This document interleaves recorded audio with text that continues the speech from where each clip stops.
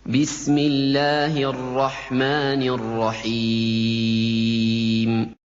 Setelah mendengar Utsman itu meninggal dunia, kabur orang-orang ini menyebar. Masanya makin ricuh, terjadi kericuhan di Madinah sampai dengan 4 hari. Maka para sahabat berkumpul, ini fitnah pertama. Fitnah pertama yang terjadi. Maka para sahabat berkumpul untuk mengatasi kekacauan ini, maka mereka bersepakat mesti ada pemimpin baru yang diangkat untuk mengatasi kekacauan. Karena kekacauan sudah menyebar. Khalifah tidak ada, pemerintahan tidak stabil, wilayah makin luas. Maka ini muncul pemberontakan di sini. Ini muncul pemberontakan. Maka untuk mengatasi itu diangkatlah kemudian dengan mufakat semuanya sahabat Ali bin Abi Thalib. Perhatikan apa yang dikerjakan oleh Abdullah bin Sabah. Begitu Ali diangkat, dia gerilya lagi. Ini yang kita nantikan. Ini yang paling hebat. Saat yang bersamaan dia juga masuk ke wilayah-wilayah sahabat-sahabat dari keluarga Utsman bin Affan, Bani Umayyah. Di Bani Umayyah itu siapa saja? Banyak. Ada Muawiyah, ada Amr bin As, ada yang jadi gubernur di Damaskus di Syria. Masuk info pelan-pelan dari bawah. Kalau Ali sengaja tidak menolong Utsman supaya Utsman cepat meninggal dan digantikan oleh Ali bin Abi Thalib. Masuk fitnah lagi. Tuh lihat bagaimana hembusannya tidak berhenti sampai di situ.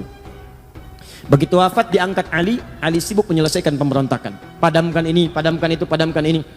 Sementara Abdullah bin Sabah melihat seperti itu, dia melihat, ini kalau begini terus peluang saya habis dengan kelompok-kelompok saya.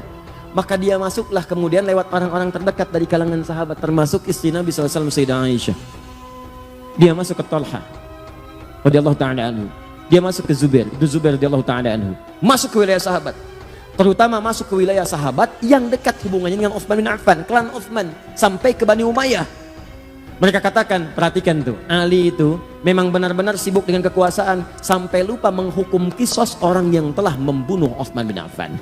Sebetulnya masalah gampang, kalau ini dikisos selesai masalah. Tuh lihat cara berpikirnya. Padahal pemberontakan itu sudah banyak pada saat itu. Maka ketika infiltrasi yang buruk ini masuk, disebarkan isu, maka menyebar kemudian. Jadi panaslah kalangan-kalangan itu. Datanglah perwakilan mereka kepada Ali bin Abi Thalib, mengatakan, Ali, ini sudah berlalu, kenapa belum dikisos mereka? Kata Ali, sebentar. Ini kan yang datang masa. Masa ini harus diteliti satu-satu. Harus ada bukti yang jelas, berikan saya waktu. Begitu menyampaikan demikian, tak puas semua, nggak bisa, ini nggak bisa. Disulut lagi dari bawah. Sampai terjadi kemudian perang Jamal. Perang Unta. Diprovokasi, masuk kemudian ke lingkungan para sahabat yang lainnya. Ingat teman-teman sekalian, para sahabat itu mulia, udul. Jangan katakan apakah para sahabat mudah terprovokasi, bukan. Karena cara pandang sahabat bukan provokasinya, cara pandang sahabat pada hukumnya. Sebagian mengatakan kalau salah, ketahuan harus segera dihukum. Mereka tahu yang salah si fulan, tapi Ali berpendapat buktinya perlu jelas dulu. Kan sekarang juga 2 alat bukti yang jelas, demikian kan? Sahabat tahu ini pelaku si fulan, si fulan, si fulan. Cuma Ali perkenankan saya mengumpulkan bukti dulu. Yang lain minta segera dikisos karena sudah tahu si fulan. Ali bertahan dulu sampai mengumpulkan bukti yang kuat. Dikacaukan ini oleh tadi para penyusup tadi. Maka diprovokasi, kalian sahabat Nabi, kalian orang mulia, ini nanti akan diminta pertanggungjawaban oleh Nabi. Kenapa tidak dihukum? Tegur Ali. Sampai terjadi perang Jamal. Jamal itu unta. Karena peperangannya pada saat dipimpin oleh Sayyidah Aisyah menggunakan unta. Begitu sedang berperang itulah kemudian kata Ali dan para sahabat yang lain, ini unik nih. Sholatnya pernah sama-sama, pernah beribadah sama-sama, dan mereka menegakkan nilai sama-sama. Yang satu prinsipnya baik, yang lainnya juga baik. Tegakkan hukum, yang kedua siap menegakkan, kami kumpulkan bukti. Dua-duanya benar ijtihadnya. Yang salah itu yang memprovokasi. Maka apa yang terjadi? Yang terjadi adalah dua-duanya mengatakan, tolong ya, kalaupun kita berperang, ini bukan untuk memusuhi, ini untuk menegakkan apa yang kita kemudian telah pahami. Jangan saling melukai. Ini aneh Pak, saling berperang, tapi jangan terkena sabatan pedang. Kalau bisa jangan orangnya, untanya aja. Itu terkenal dalam sejarah. Jadi begitu bertemu, nggak ada yang mau duluan. Nih, siapa yang menjadikan kacau situasi pada saat itu? Kelompoknya ini.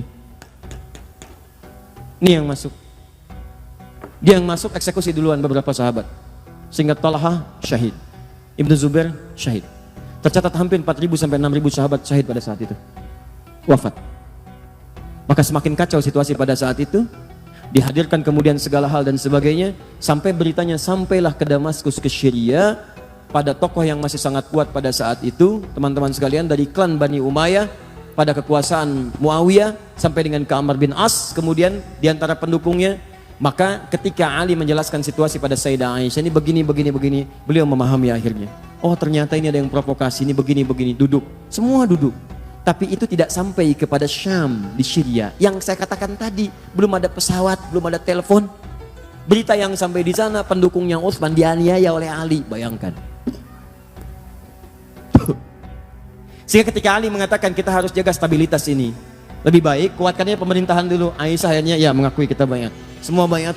Tenang. Tapi sampai ke Syam itu nggak nyampe beritanya. Akhirnya apa yang terjadi? Diprovokasi. Karena ini sudah perlakuan yang buruk, maka kami, kata ini nih, pengikut ini datang ke sana, kami hanya akan mengangkat khalifah bukan Ali, yang kami angkat Muawiyah saja. Maka diangkatlah kemudian khalifah di sana sampai mendeklarasikan sebagai khalifah baru. Anda bayangkan tuh. Fitnahnya luar biasa. Maka apa yang terjadi? Sudah nggak sempat, konon ada yang menyebutkan Muawiyah kirim utusan untuk klarifikasi, tapi di tengah jalan kemudian dieksekusi. Begitu dieksekusi oleh kelompok dari sini, sempalan sini, nyampe berita ke sana, Ali yang eksekusi. Semakin kuat kemudian rasa bencinya, marahnya, diprovokasi demikian, maka menyiapkan pasukan. Disampaikan juga kepada Ali, Muawiyah sudah menyiapkan pasukan, tidak mengakui kekhalifahan. Maka secara singkat disampaikan, Ali pun mesti siapkan pasukan. Maka dua-duanya menyiapkan pasukan, dikenal dengan perang Siffin itu. Maka apa yang terjadi? Ali mengatakan, ini karena sudah makar terhadap negara, kita harus bereskan, tapi dengan cara yang mulia. Sama kayak tadi tuh, pelan-pelan, karena sama muslim. Gak ada yang mau nyakiti, gak ada yang mau macam-macam. Ini masuk lagi nih. Yang ini nih, aduh. Nanti saya tunjukkan kepada Anda, ini cuma contoh orang, tapi pemikirannya diwariskan. Dalam setiap hal-hal yang terjadi semacam ini, Anda akan temukan provokator-provokator bertebaran. Termasuk sekarang semakin bertambah eranya, tapi ini nggak akan berubah. Termasuk di YouTube juga banyak provokator nanti. Nanti akan temukan itu. Kembalikan ke sini. Jadi begitu sudah masuk, singkatnya bertemu, lebih besar pasukan dari sebelumnya, terjadi peperangan itu sampai pasukan Muawiyah terdesak. Ya, apa yang terjadi pada saat terdesak Muawiyah? Saya katakan di belakang kan ada Amr bin As yang seterusnya, itu jenius. Kata mereka, sudah kita kalau teruskan akan kalah nih, dan makin banyak korban. Gini aja, supaya duduk sama-sama diskusi, duduk dengan baik, maka kita lakukan tahkim. Tahkim itu tombak Al-Quran, ya, kemudian bukan ditombak untuk menunjukkan sesuatu yang kotor, bukan. Maksudnya untuk berhukum dengan hukum kitabullah. Kenapa menggunakan tombak? Karena mudah diangkat begini. Kalau ngangkat orang kan belum ketahuan apa maksudnya. Begitu dipanah dari belakang meninggal, repot lagi. Maka yang diangkat Al-Quran begini semua berbaris di belakang Muawiyah. Ketika berbaris diangkat kemudian mushaf. Saat diangkat itulah kemudian Ali mengatakan, tidak, itu siasat, saya tahu itu siapa yang bikin. Karena Ali kenal Amr bin As. Tanya dulu mereka, kalau mereka ingin tahkim, mereka harus menyerah dulu. Mereka harus menyerah. Kalau sudah menyerah baru tahkim. Karena situasinya sedang demikian kacau. Kalau tidak menyerah duduk sama-sama, maka mustahil bisa diskusi dengan baik. Ini Ali. Wah, ketika Ali perintahkan, terus dorong mereka sampai mereka menyerah. Maka yang satu golongan mengatakan, Ali kamu nggak benar nih. Dalam fikih perang, kalau sudah ada yang tahkim mengangkat Al-Quran, hukum dikembalikan kepada Allah, nggak boleh kita serang. Maka orang-orang ini langsung keluar dari barisan Ali. Keluar dalam bahasa Arab disebut dengan kharaja. Orangnya kharijun. Kalau keluar karena tidak sepakat dan keras sifatnya dan cenderung buruk keadaannya, maka dikenal dengan nama khawarij. Maka muncullah kemudian orang-orang golongan ekstrim baru. Dia mengatakan, lihat nih, Ali menyimpang. Kafir nih Ali. Kafir. Anda bayangkan tuh. Siapa mereka dibanding Ali? Ali itu menantu Nabi. Jaminan surga. Pemuda paling hebat, paling setia, nyawanya dikorbankan bahkan untuk risalah Islam, bahkan untuk Nabi. Dalam peristiwa Isra Mi'raj, itu cuma ada 3 orang di rumah itu. Begitu akan berangkat kata Nabi, Ali, kamu tidur di tempat tidur saya ya. Saya dengan Abu Bakar akan hijrah. Kamu yang gantikan di sini. Itu tahu tempat tidur Nabi itu yang jadi tujuan. 100 orang pemuda pasukan khusus sudah ngintai, taruhannya nyawa. Ali masih muda, Abu Bakar sudah sepuh, dengan Nabi mau berangkat. Apa kalimat Ali? Bala ya Rasulullah, siap, siap dengan nyawanya. Tidak pernah tertuliskan di buku sejarah manapun Ali protes. Misal ada kata-kata, ya Rasulullah jangan saya, Abu Bakar aja yang tuaan dikit. Misalnya, enggak tuh. Ali, Abu Bakar begitu mulia. teman Nabi, mertua Nabi, sahabat Nabi, hidup dengan Nabi, sehijrah dengan Nabi, wafat di kubur di samping Nabi, mulia. Hati-hati, karena nanti setelah ini akan ada yang mengadu domba dengan semuanya. Perhatikan baik-baik. Wah, Ali begini, Ali begitu, kafir. Ini orang luar biasa nih. Baru belajar 1-2 hari udah nyebut Ali kafir. Kafir, kita keluar dari Ali. Orang-orang ini lagi kesini nih asalnya. Provokasi, Ali kafir nih, Ali nggak benar. Melanggar ketentuan Allah, kafir Ali, maka keluar dia.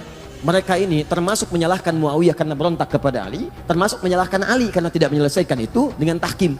Maka mereka memandang Muawiyah itu kafir, Ali kafir. Kanan kiri kafir. Ini kafir, ini kafir. Hukumnya wajib dibunuh. Ini yang kelak kemudian hari mengincar dan mengintai Muawiyah, Amr bin As, dan Ali bin Abi Thalib. Kubu sana, nih orangnya, Muawiyah, Amr bin As. Ini tokohnya nih, gara-gara dia nih berontak nih. Sini lagi, ini Ali nih, gak mau bertahan dengan hukum Allah. Bunuh, habisi semua. Maka mereka kembali disiapkanlah kemudian eksekutor. Dilihat di mana Muawiyah, di mana Amr bin As, di mana Ali. Maka disiap-siapkan pada satu subuh, direncanakan pembunuhan. Cuma takdir berkata lain. Ali datang ke masjid untuk menunaikan sholat. Muawiyah konon diriwayatkan sedang sakit tidak bisa berangkat. Amr bin As bisa mengelak. Maka gagal pembunuhan kepada Muawiyah dan Amr bin As, dan Ali kemudian wafat dalam tusukan-tusukan yang telah disiapkan oleh golongan-golongan ini. Kelak golongan ini bertransformasi, mewariskan pemikiran-pemikiran mereka, walaupun kelompok-kelompoknya itu tidak nampak ke permukaan. Sedikit tapi doktrin dia begitu jahat. Pokoknya kalau beda dengan mereka, kafir. Nih. Dan hukumnya bunuh, eksekusi, bom, apapun itu. Mau bom panci, bom kulkas, bom ini, bom itu, pokoknya harus mati. Terus sekarang tuh, makanya hati-hati ya. Saya ingatkan hati-hati nih. Ini yang saya katakan. Kita masuk kepada intinya. Ini termasuk tantangan dakwah di masa kini. Kalau Anda ikut pengajian, ikut taklim, dikit-dikit orang lain kafir, dikit-dikit orang lain kafir. Wajib hukumnya dibunuh. Orang tua sendiri kafir, wajib hukumnya disembelih. Tolong mikir dulu. Pikirkan dulu. Itu orang tua melahirkan antum. Mohon maaf ya, mohon maaf. Quran aja mengatakan, ini Al-Quran loh, Quran surah 31 ayat ke-15. Sekalipun antum ada yang masuk Islam, orang tuanya belum muslim. Antum duluan muslim misal, itu tidak boleh Anda menyakiti orang tua dalam urusan dunia. Dalam urusan akhirat silahkan beda-beda. Kalau diajak boleh nolak. Tapi dalam urusan dunia jangan sekali-kali Anda menyakitinya. Apa kata Allah? فَإِنْ جَاهَدَاكَ عَلَىٰ أَنْ تُشْرِكَ بِي مَا لَيْسَ لَكَ بِهِ عِلْمٌ فَلَا تُطِعْهُمَا. Kalau ada orang tua masih non-muslim mengajak kepada perbuatan syirik, ngajak kamu ibadah lagi seperti mereka, kamu tolaklah dengan cara yang lembut, jangan ditaati. Lihat, wasahibhuma fid dunya ma'rufa. Tapi selama kamu hidup di dunia, maka perlakukan mereka dengan perlakuan yang indah. Kalau punya gaji lebih, berikan hadiah. Kalau punya makanan, bagi. Kalau punya rezeki melimpah, bagi. Dan saat itulah doakan kepada Allah supaya mereka mendapat hidayah. Tiba-tiba datang golongan ini mengatakan, kamu muslim ya? Muslim. Orang tua kamu kafir tuh, bunuh. Ini yang bahaya. Halal darahnya, tumpahkan darahnya. Ada orang pengen minta pendapat ke pemimpin, datang ke istana. Tumpahkan darahnya. Anda siapa?